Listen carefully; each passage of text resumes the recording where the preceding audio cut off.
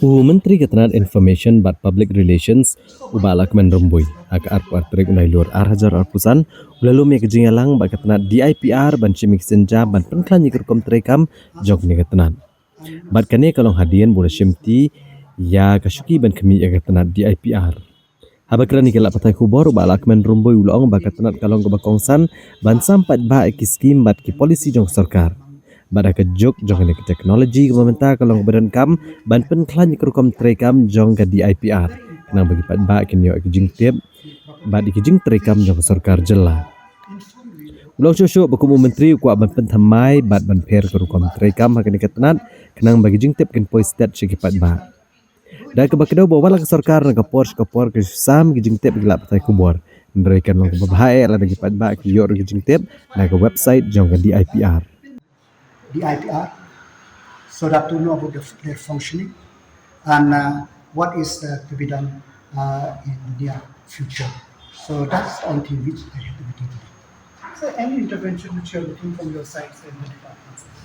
So my intervention is that if you look at the page of the IPR as of now, and you will see that it is like a dormant department.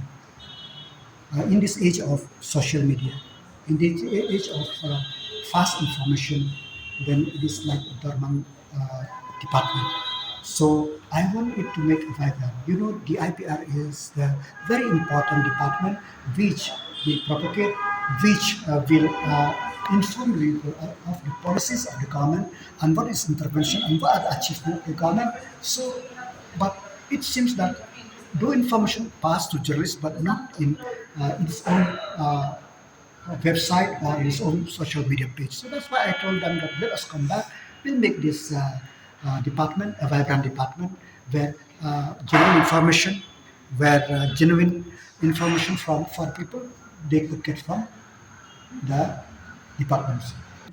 Hakabayadai bat kaskol ba USTM hak distrik Rymbui Menteri Tnad pulih putih ke sarkar jela ba Lahkmen Rymbui ula kentat ban keran ai halo ke jenglong jengman hakane kaskol ba da ka bakado bakane ka kam garang don po ke jingpet jong kayeng syari behedu jong kari ke Supreme Court la ban kado ba ke Central Empowered Committee jong kayeng syari behedu kari kala ajing mut ba ke USTM kadi mensio palat cispa san folklor tengka halor ka jing keno ba kala kentur puat syaki jaka klau nalo jing bapat yo ya ka clearance na ki bor beri kimi jong sarkar pedeng uba Lahkmen Rymbui uloong ba kano no jeng ajing mut ba ka Central Empowered Committee ka ai syaki yang syari behedu jong kari na keleng sarkar Meghalaya ru kan haban asyai karai lan ko hukum jong ka Supreme Court.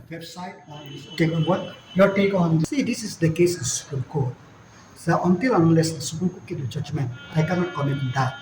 Because whatever the Central Committee have recommended, so we have to wait on the judgment of the Supreme Court. Thank you.